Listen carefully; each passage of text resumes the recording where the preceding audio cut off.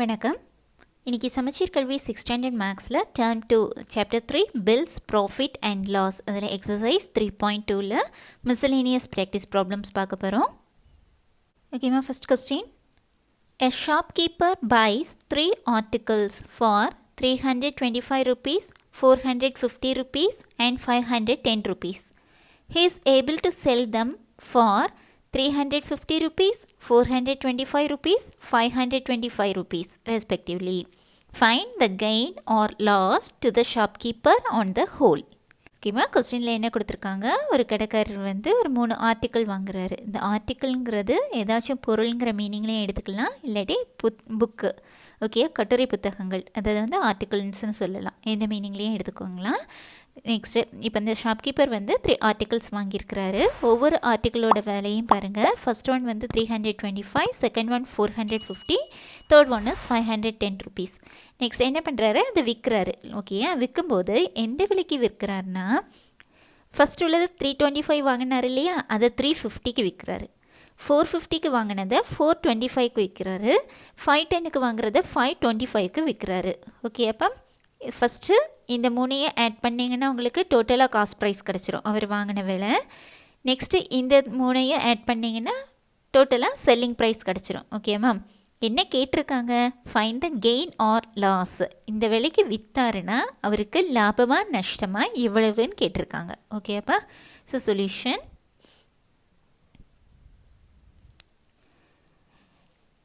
First எழுதிடுவோம், total cost price of the articles. Total cost price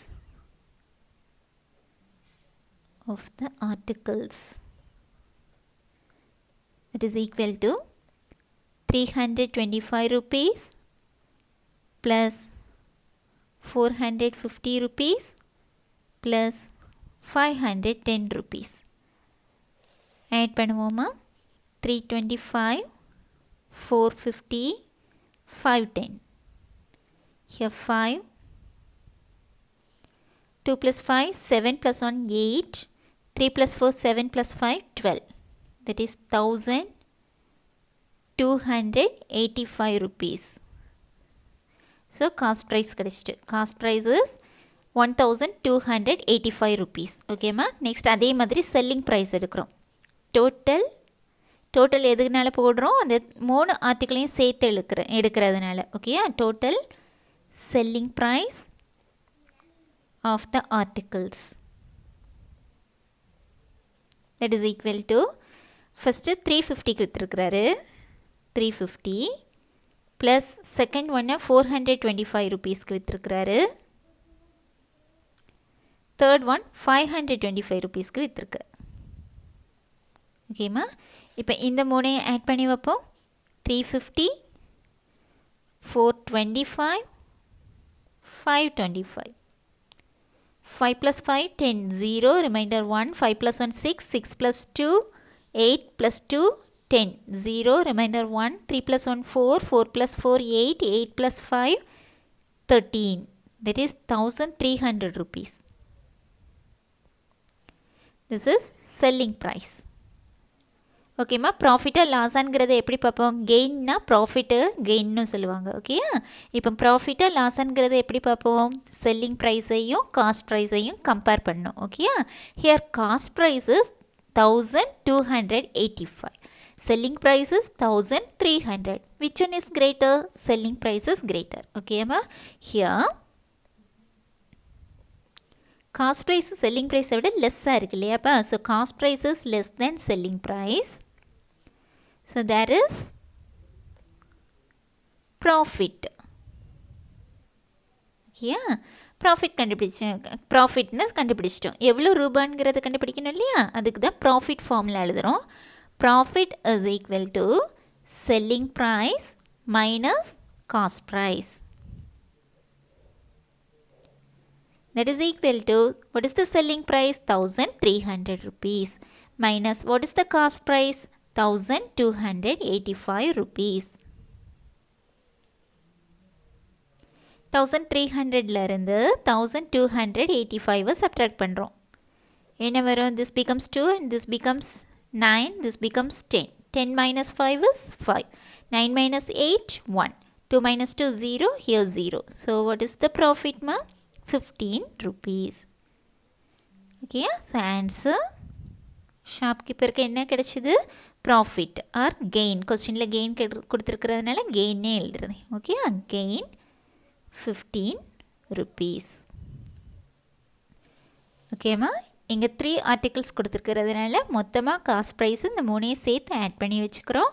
next selling ப்ரைஸும் அதே மாதிரி அவர் என்ன விலைக்கு விற்றுருக்கிறாரோ அந்த 3 ஆர்டிகிள்ஸோட செல்லிங் ப்ரைஸையும் ஆட் பண்ணி வச்சுட்டு நமக்கு கெயினாக லாஸாங்கிறத கண்டுபிடிக்கிறதுக்கு கம்பேர் பண்ணுறோம். கம்பேர் பண்ணும்போது காஸ்ட் ப்ரைஸ் வந்து செல்லிங் ப்ரைஸை விட லெஸ்ஸாக இருக்கிறதுனால ப்ராஃபிட் தான். ஸோ ப்ராஃபிட் ஃபார்முலா எழுதுகிறோம். எழுதும்போது எவ்வளோ ரூபாங்கிறது கிடைக்கிது. ஓகேம்மா. So next question. ஓகேம்மா, second question. A stationery shop owner bought a scientific calculator for 750 rupees. He had put a battery worth 100 rupees in it. He had spent 50 rupees for its outer pouch. He was able to sell it for 850 rupees. Find his profit or loss. ஓகேம்மா, question என்ன கொடுத்துருக்குறாங்க? ஒரு stationery shop owner என்ன பண்ணுறாங்க? ஒரு scientific calculator வாங்குறாரு. எவ்வளோ ரூபா கொடுத்து வாங்கியிருக்கிறாரு? 750 rupees. ஓகேப்பா. நெக்ஸ்ட் என்ன பண்ணுறாங்கன்னா அந்த கால்குலேட்டருக்கு பேட்ரி போடுறாரு. பேட்ரி எவ்வளோ ரூபா கொடுத்து வாங்கியிருக்கிறாரு? 100 rupees கொடுத்து வாங்கி அதை அந்த கால்குலேட்டரில் போடுறாரு. நெக்ஸ்ட்டு 50 rupeesக்கு அந்த கால்குலேட்டருக்கு ஒரு அவுட்டர் பவுச் வாங்குறாரு. ஓகேப்பா. பாருங்கள், அவர் வாங்கினது 750 rupees தான். இது போக எக்ஸ்ட்ராவாக அவர் செலவு செய்திருக்கிறாரு. ஸோ ஓவர் ஹெட் எக்ஸ்பென்சஸ் இங்கே கொடுத்துருக்காங்க. ஓகேயா. ஸோ காஸ்ட் ப்ரைஸ் எழுதும் போது இதை நம்ம பர்ச்சேசிங் ப்ரைஸாக எடுத்துகிட்டு அது கூட இந்த எக்ஸ்ட்ரா செலவு பண்ணியிருக்காங்கல்ல ஓவர் ஹெட் எக்ஸ்பென்சஸ், இது இந்த பேட்ரி வாங்கினது, இந்த அவுட்டர் பவுச்செலாம் வாங்கி போட்டிருக்காருல்ல, அதை ஓவர் ஹெட் எக்ஸ்பென்சஸாக எடுத்து மொத்தமாக இந்த 3ஐயும் ஆட் பண்ணிங்கன்னா கிடைக்கிறது தான் உங்களுக்கு காஸ்ட் ப்ரைஸ். ஓகேப்பா. வெறுமனே இதெல்லாம் கொடுக்காம 750க்கு வாங்கி 850க்கு விற்றுருக்காருன்னு சொல்லிட்டாங்கன்னா நம்ம இதை காஸ்ட் ப்ரைஸாக எடுத்துக்கலாம். இங்கே அப்படி இல்லைப்பா, அந்த கால்குலேட்டர் வாங்கியிருக்கிறாரு, அது போக எக்ஸ்ட்ரா செலவு செய்திருக்கிறதுனால இந்த மூணையும் நீங்கள் ஆட் பண்ணால் தான் காஸ்ட் ப்ரைஸ் கிடைக்கும். ஓகேப்பா. இவ்வளோ செய்தாச்சு. அப்புறம் எவ்வளோ ரூபாய்க்கு விற்றுருக்கிறதா கொடுத்துருக்குறாங்க? 850 rupeesக்கு விற்றுருக்கிறாரு. இப்படி விற்றாருன்னா அவருக்கு ப்ராஃபிட்டாக லாஸாக எவ்வளோ ரூபாங்கிறத தான் கண்டுபிடிக்க சொல்லியிருக்காங்க. ஓகேம்மா. சொல்யூஷன். இப்போ நான் இது என்னென்னு எடுக்க போகிறேன்? பர்ச்சேசிங் ப்ரைஸ் ஆஃப் த கால்குலேட்டர்னு எடுக்க போகிறேன். ஓகேப்பா. ஓகேம்மா. Solution. Purchasing price of the scientific calculator is 750 rupees. Next amount spend for battery. Battery எவ்வளோ ரூபாய் கொடுத்து வாங்கியிருந்தாரு? 100 rupees. Next amount spend for outer pouch. Outer பவுச்சுக்கு எவ்வளோ ரூபாய் செலவு பண்ணியிருக்கிறாரு? 50 rupees கொடுத்து அவுட்டர் பவுச் வாங்கியிருக்கிறாரு. 50 rupees. Therefore, cost price of the scientific calculator is equal to, that is purchasing price plus overhead expenses. இந்த ரெண்டும் எது? overhead expenses. ஓகேம்மா.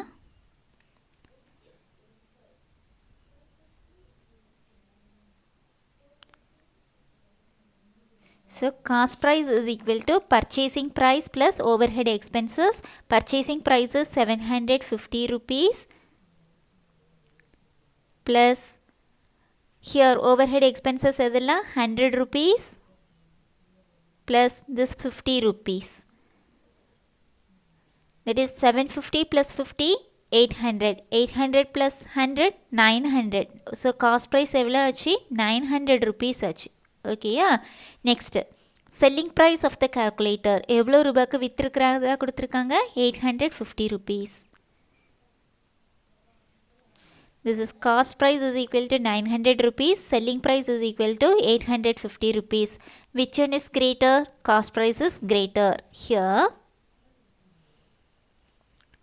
cost price is greater than selling price.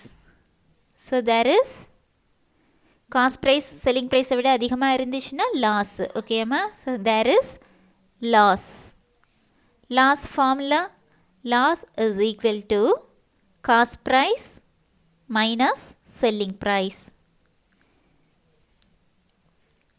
So that is equal to, what is the cost price? 900 rupees. Minus, what is the selling price? 850 rupees. 900 minus 850, 50 rupees. So there is loss 50 rupees. Okay, அப்போ so shopkeeper வந்து அந்த scientific calculator வாங்கி விற்கும்போது அவருக்கு loss ஆயிடுச்சு. So answer is loss 50 rupees.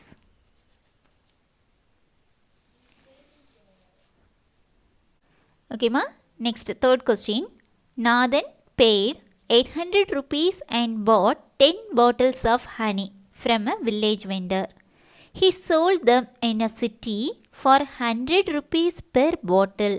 Find his profit or loss. ஓகேம்மா, கொஸ்டினில் என்ன கொடுத்துருக்குறாங்க? நாதன்கிறவர் ஒரு கிராமத்தில் வியாபாரம் பண்ணுவாங்க இல்லையா, அவங்கக்கிட்ட இருந்து 10 பாட்டில்ஸ் 10 பாட்டில் ஹனியை வந்து 800 ருபீஸ்க்கு வாங்கியிருக்கிறாரு. வாங்கின அவர் சிட்டியில் போய் ஒரு பாட்டில் தேன் வந்து 100 ருபீஸ் அப்படின்னு வச்சு 10 பாட்டில்ஸையும் வித்துடுறாரு. விற்றா அவருக்கு லாபமாக நஷ்டமா, ப்ராஃபிட்டாக லாஸான்னு கேட்டிருக்காங்க. ஓகேப்பா, ஸோ ஃபஸ்ட்டு அவர் இது 800 ருபீஸ் கொடுத்து 10 பாட்டில்ஸ் வாங்கியிருக்காரு இல்லையா, அதுதான் நம்மளுக்கு cost price. So cost price டைரெக்டாக கொடுத்துட்டாங்க 800 ருபீஸ். இங்கே பாருங்கம்மா, இங்கே விற்றுருக்கிறார் இல்லையா, selling price of 1 bottle of honey தான் கொடுத்துருக்காங்க. இதுலேருந்து நம்ம first selling price of 10 bottles of ஹனியை கண்டுபிடிக்கணும். கண்டுபிடிச்சிட்டு காஸ்ட் ப்ரைஸையும் செல்லிங் ப்ரைஸையும் கம்பேர் பண்ணி லாஸாக ப்ராஃபிட்டாங்கிறத பார்க்க போகிறோம். ஓகேம்மா, சொல்யூஷன் ஹியா டைரெக்டாக கொடுத்துருக்காங்க இல்லையாம்மா, இதை காஸ்ட் ப்ரைஸ் வேறு ஓவர் ஹெட் எக்ஸ்பென்சஸ் ஒன்றும் இல்லை. ஓகேயா, அவர் ட்ராவல் பண்ணதோ வேறு எதாவது செலவு பண்ணியிருக்காருங்கிறது ஒன்றுமே கொடுக்காததுனால நம்ம இதை காஸ்ட் ப்ரைஸாக எடுத்துக்க போகிறோம். Cost price of 10 bottles of honey. அந்த 10 பாட்டில்ஸ் ஹனி எவ்வளோ ரூபாய் கொடுத்து வாங்கியிருக்கிறாரு? 800 ருபீஸ். ஓகேயா, இங்கே என்ன கொடுத்துருக்குறாங்க? Selling price of 1 bottle of honey தான் கொடுத்துருக்காங்க. ஒரு பாட்டிலை தான், பெர் பாட்டில் தானே கொடுத்துருக்காங்க. ஸோ ஒரு பாட்டில் ஹனியை தான் எவ்வளோ ரூபாய்க்கு? 100 ருபீஸ்க்கு விற்றுருக்குறாரு. நமக்கு 10 பாட்டில்ஸ் வேணும். ஓகேயா, therefore selling price of 10 bottles of honey, that is equal to 1 கொடுத்து மெனி கேட்டிருக்காங்க. இந்த ரெண்டையும் பாருங்கப்பா, ஒரு பாட்டில் ஹனி 100 ருபீஸ்னால் 10 பாட்டில் கேட்டிருக்காங்க. ஸோ மல்டிப்ளை பண்ணணும். 10 into 100, தட் இஸ் 1000 ருபீஸ்க்கு விற்றுருக்கிறார். இதுதான் நமக்கு தேவையான செல்லிங் ப்ரைஸ். ஓகேயா, cost price of 10 bottles of honey is 800 rupees. Selling price of 10 bottles of honey is 1000 rupees. இந்த ரெண்டையும் தான் கம்பேர் பண்ண போகிறோம். ஓகேயா, cost price is 800, selling price is 1000. Which one is greater? Selling price. ஓகேயா, so here cost price எப்படி இருக்குது? Less than selling price. So there is profit இல்லையா? ப்ராஃபிட் சொல்லியாச்சு. எவ்வளோ ரூபாங்கிறத கண்டுபிடிக்கணும் இல்லையா, அதுக்கு ப்ராஃபிட் ஃபார்முலா சொல்லுங்கள். Profit is equal to selling price minus cost price, that is equal to, what is the selling price? Selling price is 1000 rupees minus cost price. What is the cost price? 800 rupees. 1000 minus 800, 200. So 200 rupees அவருக்கு profit கிடச்சிருக்கு. ஓகேம்மா, so answer is profit 200 rupees. ஓகேம்மா, இதில் cost price டைரெக்டாக கொடுத்துட்டாங்க. Selling price வந்து டைரெக்டாக கொடுக்கல, ஒரு பாட்டிலோட செல்லிங் ப்ரைஸ் கொடுத்துருந்தாங்க. ஸோ நம்ம 10 பாட்டில்ஸோட செல்லிங் ப்ரைஸை கண்டுபிடிச்சிட்டு கம்பேர் பண்ணி ப்ராஃபிட்னு கிடச்சிது. ப்ராஃபிட் அமௌண்ட்டை கண்டுபிடிச்சிருக்கிறோம். ஓகேம்மா. Okay, next 4th question.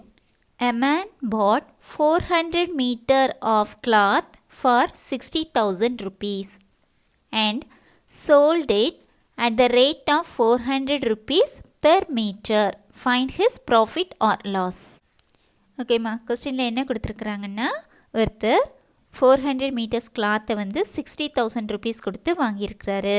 வேறு எதுவும் கொடுத்துருக்காங்களா? இல்லை. Okay, so cost price of 400 metres of cloth கொடுத்துட்டாங்க 60,000 ருபீஸ். காஸ்ட் ப்ரைஸ் டைரெக்டாக கொடுத்தாச்சு.